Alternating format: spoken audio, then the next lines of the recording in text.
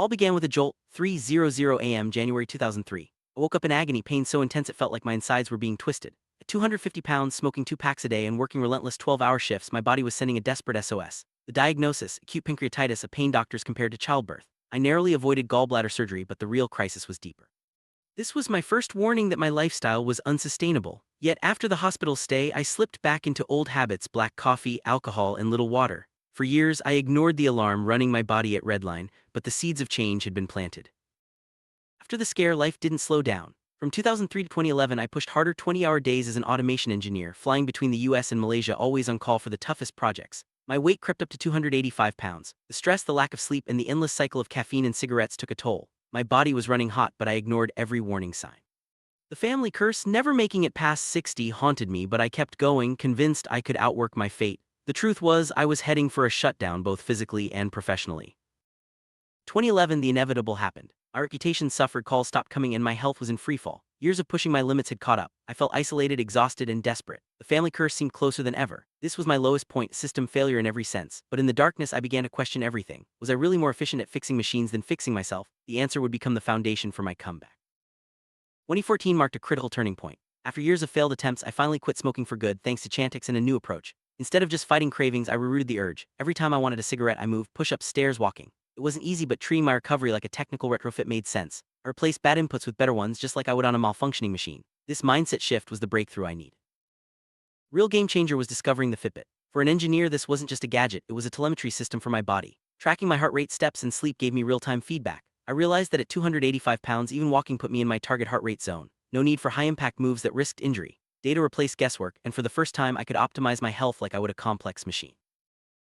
Early on, I made classic beginner mistakes. Eager to get results, I jumped into high-impact exercises, jumping jacks and pull-ups, only to injure my Achilles tendon and back. It was a harsh lesson: you can't apply 100% torque to a rusted gear. I recalibrated, switching to wall push-ups. By adjusting the angle, I controlled the resistance, matching my current capacity. Starting slow wasn't weakness, it was smart load management. Accepting the need to start small was tough for someone used to solving impossible problems. But tracking progress, 5 wall push-ups today, 6 tomorrow, became satisfying. The day-driven approach made every small win meaningful. I learned that sustainable change comes from consistent incremental progress, not heroic bursts of effort. This phase was about patience, humility, and building a foundation for real transformation. With the Fitbit guiding me, I focused on walking. At my weight, walking was enough to trigger cardiovascular adaptation and fat burn. I didn't need to punish my body, just move consistently. Endurance and stamina improved rapidly. For the first time, I felt in control. The numbers on the scale started to drop, and my confidence grew. Walking became my primary exercise, proving that simple, steady movement can drive big results. One of the simplest yet most powerful changes was switching to purified water. Inspired by nutritionists and online videos, I adopted the gallon-a-day rule. My wife and I started buying 3 and 5 gallon refillable jugs from Glacier and Walmart dispensers. We cut out tap water, soda, and excess coffee. Hydration became our new normal, flushing out years of toxins and supporting our body's natural processes. The results were almost immediate: more energy, clearer skin, and faster weight loss. Hydration wasn't just about drinking more, it was about replacing harmful inputs with clean fuel. The gallon-a-day habit acted like a coolant for my system, reducing inflammation and supporting kidney function. As I lost weight, my body responded positively. The toxic sludge of years past was being washed away, and my metabolism kicked into high gear. This simple hack became a cornerstone of my transformation. Sleep was another major challenge. Years of weight gain led to obstructive sleep apnea. My airway was literally being blocked by fat deposits. I became a snoring Godzilla, forced to sleep on my side to breathe. It was a mechanical problem, and I treated it like one. As I lost weight, the snoring faded. Eventually, I could sleep on my back again, improving my spinal alignment and overall rest. Solving sleep apnea was a milestone that marked real, lasting change. Losing 80 pounds brought unexpected challenges. Without the fat cushion, sleeping on my side became painful. My hips ached from the pressure. I had to retrain myself to sleep on my back, redistributing my weight and improving posture. This phase taught me that every change, even positive ones, can have side effects. Adaptation is ongoing, and listening to your body is key. Reaching the 80-pound weight loss mark was a turning point. The snoring stopped, my energy soared, and I felt lighter physically and mentally. It took time and consistency, but the results were undeniable. My wife and I celebrated by continuing our healthy habits, reinforcing the changes that had brought us this far. The journey wasn't over, but the hardest part was behind us. After hydration and walking, nutrition became my next focus. I didn't follow a strict macro plan, instead I used common sense. Whole foods, high ANDI vegetables, lean proteins, and fermented foods like kimchi and sauerkraut became staples. I avoided processed foods and prioritized nutrient density. This approach was sustainable and aligned with my engineering mindset: fuel the system with the best inputs for optimal performance. As my health improved, so did my career. The energy and confidence I gained from losing weight and quitting smoking translated into better performance at work. I was able to take on new projects, rebuild my reputation, and approach challenges with renewed focus. Health and career are deeply connected. When one improves, the other often follows. Switching to purified water wasn't just about taste, it was about eliminating chemicals and supporting long-term health. We never went back to tap water. The difference in how we felt was remarkable: less bloating, clearer skin, and better digestion. This simple change reinforced the idea that small, consistent upgrades can have a big impact over time. Another overlooked factor was temperature. We kept our home cool, 71 to 72 degrees, and used blackout curtains to support healthy sleep cycles. This helped reset my circadian rhythm, making it easier to fall asleep and stay asleep. Environmental tweaks like these are easy to overlook, but they play a crucial role in overall well-being. After retiring at 56, I finally had the time and energy to focus on preventative maintenance. I replaced the stress of 12-hour shifts with high-energy movement, dancing, walking, and push-ups. This became my new output, keeping my body and mind engaged. Retirement wasn't the end, it was a new beginning, a chance to break the family curse and reclaim my health. My family had a history of not making it past 60, but I was determined to break the cycle. By focusing on health, I outlived the expiration date by a decade. Every day became a victory, a chance to prove that it's never too late to change. The journey wasn't just about me, it was about rewriting the story for future generations. 70 years old, I'm healthier than ever. I survived prostate cancer via HIFU surgery in 2020 and a serious bout of COVID in 2024. My Fitbit even helped alert me to a dangerous drop in sodium during my ICU stay. These challenges proved that the foundation I built in 2014 was strong enough to withstand any shock. My body had become resilient, capable of bouncing back from even the toughest setbacks. From a peak of 285 pounds, I stabilized at 172. That's a 113-pound transformation, more than just a number, it's a testament to the power of common sense changes. My joints feel better, my skin is clearer, and my energy is higher than it's been in decades. The scale tells part of the story, but the real victory is in how I feel every day. Hydration and a nutrient-rich diet have kept my joints healthy and my skin youthful. Lower inflammation means less pain and more mobility. I've learned to listen to my body, adjusting my routine as needed to stay active and pain-free. Maintenance is ongoing, but the rewards are worth it. Every step is easier, every movement smoother. Music has always been a motivator. My workout playlist is a high-energy mix of soul, disco, and classic rock. Dancing isn't just exercise, it's celebration. Every beat keeps me moving, reminding me that health is about joy as much as discipline. The Mean Gene Dancing Machine is more than a nickname, it's a way of life. Now my focus is on maintaining what I've built. Daily movement, hydration, and mindful eating are non-negotiable. I use my Fitbit to monitor trends and catch issues early. Maintenance isn't glamorous, but it's what keeps the machine running smoothly. I've become my own best engineer, always looking for ways to optimize and improve. After a dangerous drop in sodium during my ICU stay, I learned the importance of electrolyte balance. Now I get most of my sodium from whole foods: sauerkraut, kimchi, chicken, and sardines. These foods not only support hydration but also provide essential nutrients for muscle and nerve function. It's a lesson in balance. Too much or too little can throw the system off. I base my diet on the ANDI Aggregate Nutrient Density Index score, choosing foods that deliver the most nutrition per calorie. Kale, blueberries, cruciferous vegetables, and fermented foods are staples. This approach is inspired by the first 3 books of the KJV, focusing on clean meats, seeds, and plants. Ancient wisdom meets modern science for optimal fueling.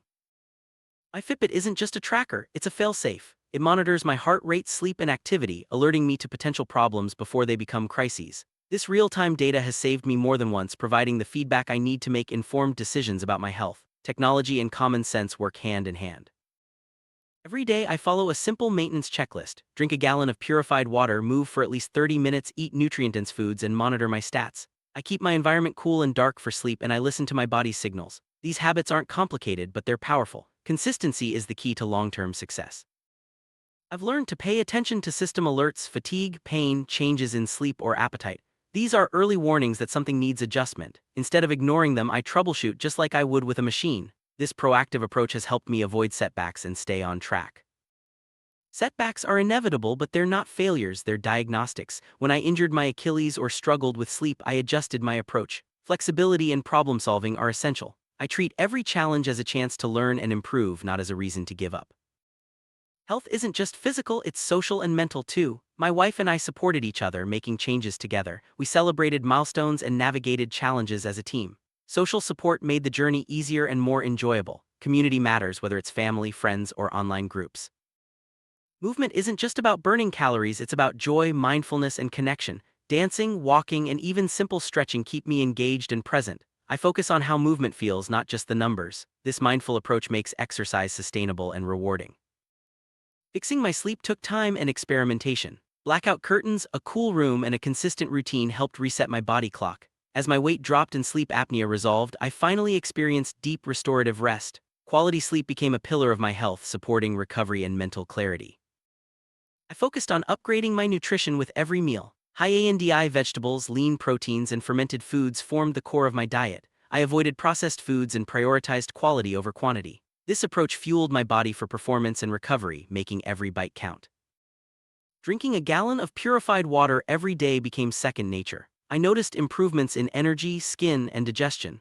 Hydration supported every other aspect of my health, making it one of the simplest yet most effective habits I adopted. I learned to view movement as a privilege, not a punishment. Every walk, dance, or push-up was a celebration of what my body could do. This positive mindset kept me motivated and made exercise something I looked forward to, not something I dreaded. Breaking the family curse was about more than numbers, it was about changing the narrative. By prioritizing health, I set a new standard for future generations. My story is proof that it's never too late to rewrite your legacy and inspire others to do the same. Every challenge, cancer, COVID, low sodium, was a test of the system I'd built. Each time my body bounced back stronger and more resilient. The real measure of success isn't just how much weight you lose, but how well you recover from setbacks. My system passed every test. If I could speak to my 2003 self, I'd say, don't wait for a crisis to make a change. Small, consistent steps matter more than heroic efforts. Listen to your body, trust the data, and never underestimate the power of common sense. The journey is long, but every step counts. My journey is a blueprint for anyone looking to retrofit their health. Start with the basics: hydration, movement, nutrition, and sleep. Use technology to monitor progress and don't be afraid to adjust your approach. Maintenance is ongoing, but the rewards are life-changing. Every milestone deserves celebration. Whether it's a new low on the scale, a pain-free walk, or simply feeling good, I take time to acknowledge progress. Celebration fuels motivation and reminds me why I started. Health is a journey, not a destination. I share my story not to boast but to inspire. If my experience can help even one person make a positive change, it's worth it. We all have the power to rewrite our stories no matter where we start. The human retrofit is possible for anyone willing to take the first step. My hope is that future generations learn from my journey. By modeling healthy habits, I aim to break the cycle of poor health in my family. The legacy I leave isn't just about years added to my life, but life added to my years and to those who come after me. At 70, I'm living proof that it's never too late to reclaim your health. From system failure to dancing machine, my story is one of resilience, adaptation, and hope. Every day is a gift, and I intend to make the most of it. The human retrofit is ongoing, and the best is yet to come. Thank you for joining me on this journey. My steps to a healthier body are rooted in common sense, patience, and a willingness to adapt. Whether you're just starting or well on your way, remember, every system can be retrofitted, every story can be rewritten. Here's to your health, your journey, and your own human retrofit.